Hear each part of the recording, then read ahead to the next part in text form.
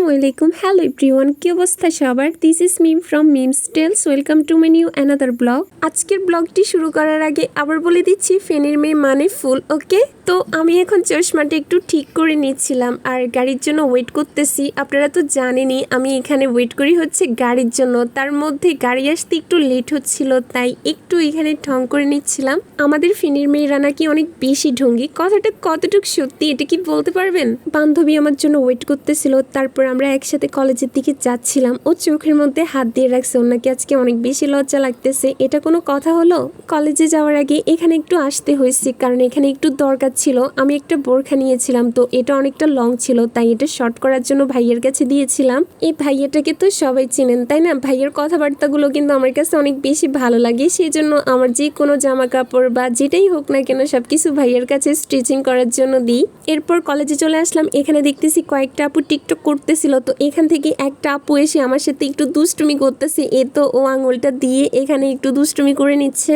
আপুটা অনেক বেশি ভালো। তারপর ও আমাকে বলতেছিল যে আমাকে একটা সুন্দর করে ছোট্ট ভিডিও করে দেবে। তো আমি প্রথমে ভাবছি যে উনি হয়তো দুষ্টুমি করতেছে, পরে দেখতেছি যে না, উনি সুন্দর করে একটা ভিডিও করে দিয়েছিল। এরপর আমরা ফুচকা খাওয়ার জন্য আসছি, যদিও ফুচকা খেতে এসে কিন্তু ভেলপুরি খাওয়া হচ্ছিল। আমি ফুচকা ভেলপুরি কিছুই খাই না, তো আমার ফ্রেন্ডকে আমি ভেলপুরি ট্রিট দিচ্ছিলাম। এগুলো কিভাবে বানাচ্ছে তা দেখতেছিলাম। কয়েক রকমের মশলা অ্যাড করছে, তারপরে পানি দিচ্ছিল। আঙ্কেলও বলতেছিল যে এগুলো পানি না, টক ছিল। এই তো ভেলপুরি তৈরি করা হয়ে গেছে। আমার ফ্রেন্ড এগুলো খাচ্ছিল, এদিকে আমি আমাদের কলেজটা আর আমাদের স্কুলটা ভালোভাবে দেখতেছিলাম। দেখতে তো অসাধারণ লাগতেছে আজকে, কারণ আকাশের জন্য আজকের ভিউটা অনেক বেশি চমৎকার লাগতেছিল। তার মধ্যে তো প্রচুর বাতাস হচ্ছিল, বাতাসগুলো কিন্তু অনেক বেশি ভালো লাগতেছিল।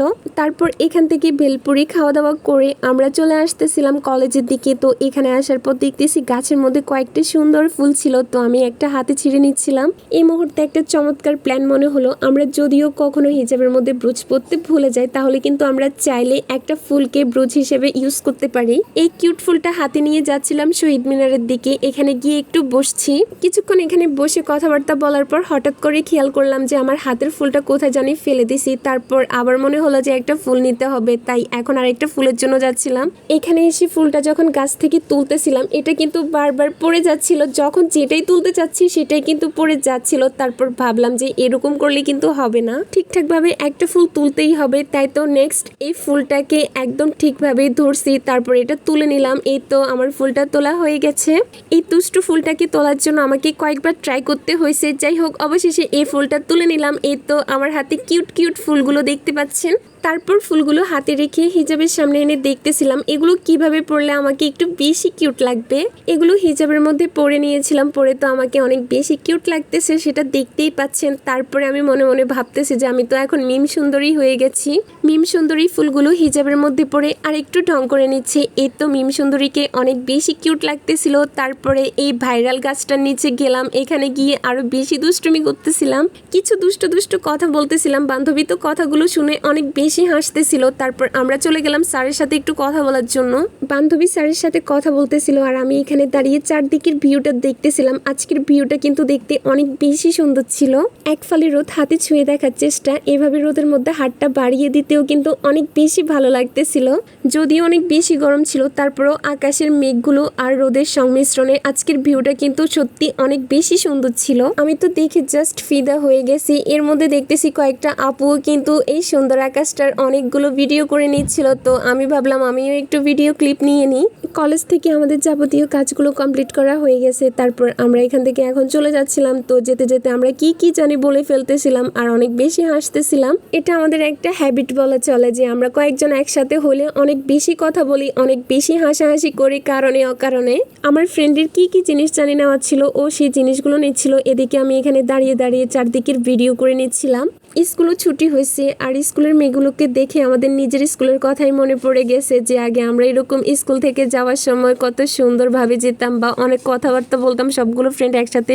আমরাও এইভাবে কয়েকজন মিলে একসাথে স্কুলে যেতাম বা স্কুল থেকে আসতাম। এক একজনের বাড়ি যদিও এক এক দিকে ছিল, তারপরেও কিছুটা রাস্তা কিন্তু সবাই মিলে একসাথে যেতাম। আগের সবকিছু এখন অতীত হয়ে গেছে, যেমন এখনকার সময়গুলো এক সময় অতীত হয়ে যাবে। এখনকার কথাগুলো মনে করে তখন বলবো যে এই সময়গুলো আমাদের কাছে অনেক বেশি ভালো ছিল।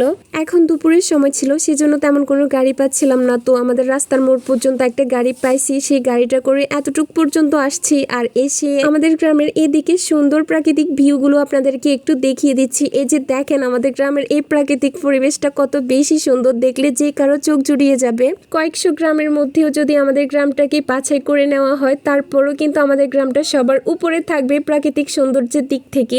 একটুখানি হাঁটার পর তারপর দেখতেছি একটা অটো আসছে, এরপর অটো করে যাচ্ছিলাম। আমার আর বেশিক্ষণ হাঁটা লাগে নাই। আজকে এ পর্যন্ত, সবাই অনেক বেশি ভালো থাকবেন। আমার ব্লগগুলো কার কার কাছে ভালো লাগে সেটা অবশ্যই কমেন্ট করে জানাবেন। আর মনে রাখবেন, ফেনীর মেয়ে মানে কিন্তু ফুল। Thanks for watching this video. আল্লাহ হাফিজ।